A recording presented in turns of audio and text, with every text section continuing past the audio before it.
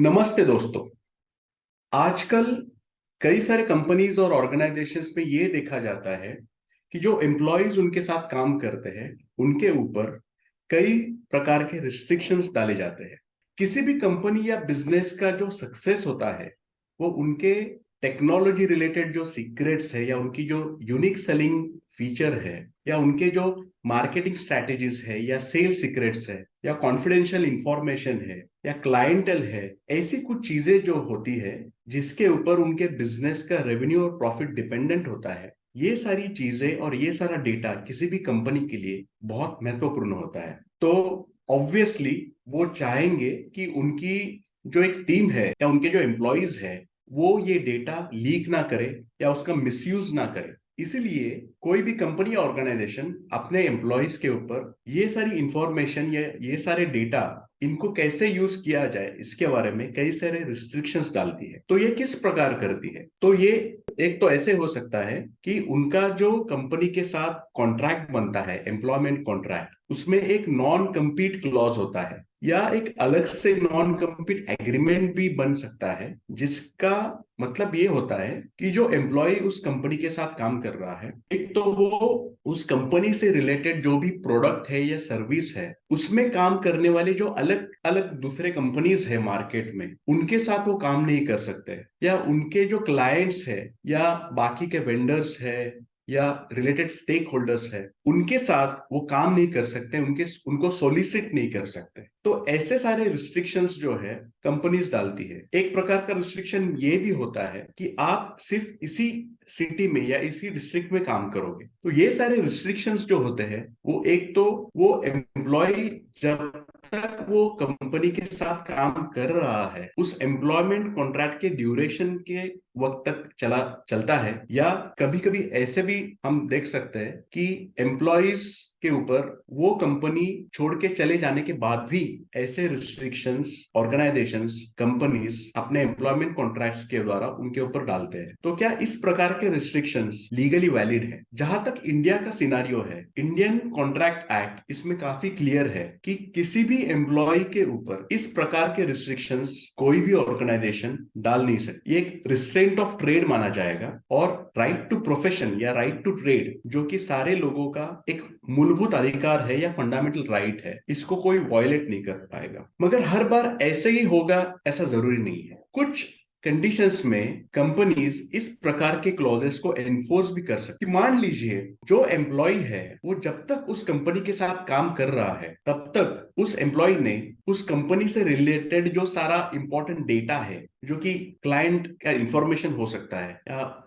Marketing and sales strategies हो सकती है या टेक्नोलॉजी रिलेटेड सीक्रेट्स हो सकती है, इन सबको रिवील नहीं करना या किसी को बताना नहीं। और ज्यादा से ज्यादा उस ऑर्गेनाइजेशन को छोड़ने के बाद कुछ ड्यूरेशन तक, 1-2 साल तक, वो डेटा वो एम्प्लॉय किसी के साथ रिवील नहीं कर सकता। मगर कभी कभी ऐसे होता है कि कुछ कंडीशंस में इस प्रकार के non compete clauses companies enforce भी कर सकती है। तो ऐसे कौन से कंडीशंस है कि मान लीजिए कोई एम्प्लॉय जब तक कंपनी में काम कर रहा है तब तक तो उसको ये सारे रिस्ट्रिक्शंस ऑटोमेटिकली एप्लीकेबल है उसके ऊपर। एक बार वो कंपनी छोड़ के चला गया तो उसके बाद शायद ये इस प्रकार के रिस्ट्रिक्शंस लीगली वो कंपनी एनफोर्स ना कर पाए, मगर कुछ कंडीशंस में ये एनफोर्स किए जा सकते हैं। फॉर एग्जाम्पल, वो एम्प्लॉय जो कंपनी छोड़ के जा रहा है, मान लीजिए उस एम्प्लॉय ने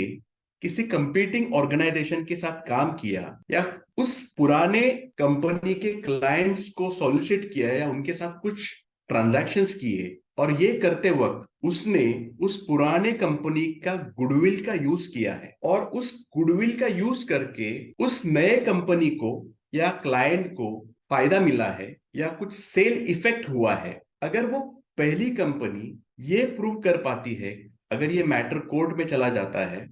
तो डेफिनेटली इस प्रकार का नॉन कम्पीट क्लॉज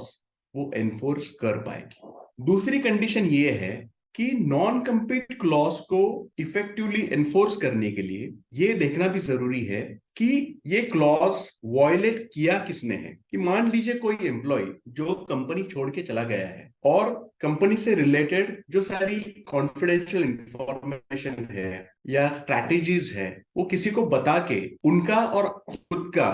फायदा कर रहा है, मगर क्या वो इंसान जो है उतना इंपॉर्टेंट है, उतना रिलेवेंट है, क्या उसकी उतनी बार्गेनिंग पावर है? कभी कभी ये भी हो सकता है कि जो इंसान ये कर रहा है वो इंसान उसकी उतनी पोजीशन ही ना रहे, या उतना वो इन्फ्लुएंशियल है ही नहीं, कॉम्पिटिटर, क्लाइंट या स्टेक होल्डर उसको उतना सीरियसली लेता ही नहीं है। तो क्या ऐसे सिचुएशन में वो एम्प्लॉय जो है, जो ये सारा डैमेज कर रहा है, जो हमें लगता है कि डैमेज कर रहा है मगर एक्चुअल में रियलिटी में वो डैमेज हो ही नहीं रहा है, तो ऐसे सिचुएशन में डेफिनेटली आप वो क्लॉज एनफोर्स नहीं कर पाओगे। ऑन द अदर हैंड, कोई ऐसा बंदा है जो कि पुराने कंपनी में काफी ज्यादा इन्फ्लुएंस रखता था या पावर रखता था, उसकी पोजीशन अच्छी थी, वो पुरानी कंपनी जो है उसने उसको बहुत सपोर्ट किया था और अपने करियर के ग्राफ में उसको आगे बढ़ाया था, और वो इंसान जो है उसके करियर में भी या उसके प्रोग्रेस में भी उस कंपनी में जो उसने काम किया